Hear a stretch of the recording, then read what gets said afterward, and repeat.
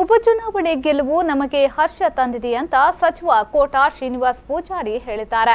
ಉಪಚುನಾವಣೆ ಬಿಜೆಪಿ ಗೆಲುವಿನ ಬಗ್ಗೆ ಮಾತನಾಡಿದ ಅವರು, ಇದು ಅಭಿವೃದ್ಧಿ ಮತ್ತು ಅಪಪ್ರಚಾರದ ನಡುವಿನ ಚುನಾವಣೆಯಾಗಿತ್ತು. ಅಸ್ಥಿರ ವ್ಯವಸ್ಥೆ ಹೋಗಿ ಸ್ಥಿರ ಸರ್ಕಾರ ಬಂದಿದೆ. 3.5 ವರ್ಷ ಪರಿಣಾಮಕಾರಿಯಾಗಿ ಆಡಳಿತ ಕೊಡುತ್ತೇವೆ. ಹೊಸಕೋಟೆಯಲ್ಲಿ ಶರತ್ ಬಚ್ಚೇಗೌಡ ಗೆಲುವು ಬಗ್ಗೆ ಮಾತನಾಡಿದ ಅವರು, ಜನರ ತೀರ್ಮಾನ ಗೌರವದಿಂದ ಸ್ವೀಕರಿಸಿದ್ದೇವೆ. ಮುಂದೆ ಏನು ಅನ್ನೋದು ಪಕ್ಷ ತೀರ್ಮಾನ ಮಾಡುತ್ತೆ. ಬಿಜೆಪಿಗೆ ಬೆಂಬಲಿಸುವುದಾಗಿ ಶರತ್ ಬಚ್ಚೇಗೌಡ ಹೇಳಿದ್ದಾರೆ. ಈ ಬಗ್ಗೆ ಸಿಎಂ ರಾಜ್ಯಾಧ್ಯಕ್ಷರು ತೀರ್ಮಾನಿಸುತ್ತಾರೆ ಎಂದರು. ಜೆಡಿಎಸ್ ಶೂನ್ಯ ಸಂಪಾದನೆ ಮಾಡಿದೆ. ಕಣ್ಣೀರು ಹಾಕಿದ್ರೆ, ಕೇಕೆ ಹಾಕಿದ್ರೆ ಗೆಲುವು ಸಿಗಲ್ಲ. ಯಡಿಯೂರಪ್ಪ ಈ ವಯಸ್ಸಿನಲ್ಲಿ ಓಡಾಟ ಮಾಡಿದ ಫಲ. ಬಿಜೆಪಿ ಮತ್ತು ಬಿಎಸ್ವೈ ಟೀಕಿಸುವವರು ಇನ್ನಾದರೂ ನಮ್ಮ ಶಕ್ತಿಯನ್ನ ಅರ್ಥ ಮಾಡಿಕೊಳ್ಳಬೇಕು ಎಂದು ಹೇಳಿದರು.